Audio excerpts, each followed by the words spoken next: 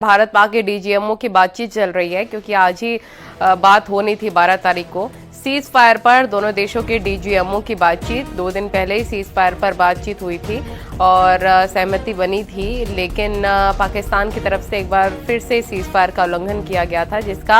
हमारी सेना ने करारा जवाब भी दिया। लेकिन एक बार फिर से हॉटलाइन पर बातचीत चल रही है भारत और पाकिस्तान के डीजीएमओ के बीच में। देखना महत्वपूर्ण होगा कि क्या सहमति बनती है, क्या बातचीत होती है, शांति व्यवस्था को लेकर क्या सहमति बनती है। लेकिन आज हमारे तीनों सेना की साझा प्रेस कॉन्फ्रेंस हुई, उसमें ये बताया गया कि कैसे पाकिस्तान को ये सबूतों के साथ दिखाया गया कि कैसे मुंहतोड़ जवाब दिया गया, इधर थ्रू एयर और या फिर एयरफोर्स की अगर बात करें या जल थल नभ, पूरी तरीके से मुंहतोड़ जवाबी कार्रवाई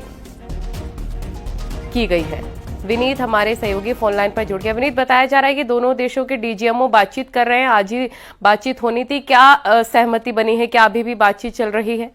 हाँ जी, निश्चित तौर पर मैं आपको बताना चाहूंगा कि हॉटलाइन पर दोनों ही देशों के डायरेक्टर जनरल मिलिट्री ऑपरेशन की बातचीत जो है वो हो रही है। एक बड़ी बात यहाँ पर मैं आपको बताना चाहूंगा कि पहले भी जो बातचीत की पेशकश है वो पाकिस्तान के द्वारा की गई थी और इस बात पर सहमति बनी थी कि 12 तारीख को जो है वो फिर से बातचीत होगी। तो अब जो है एक बार फिर से अब हॉटलाइन पर जो है दोनों देशों के डायरेक्टर जनरल मिलिट्री ऑपरेशन की जो है वो बातचीत हो रही थी। जिस तरह से हमने देखा कि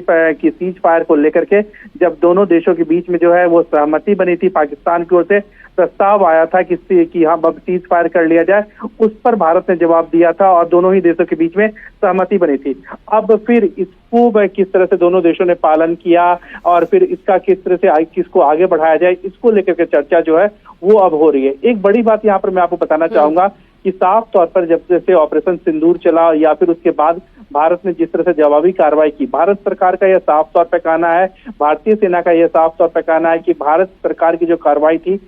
या फिर सेना की जो कार्रवाई थी, ऑपरेशन सिंदूर जो था वह किसी देश के खिलाफ नहीं था, किसी देश की सेना के खिलाफ नहीं था, बल्कि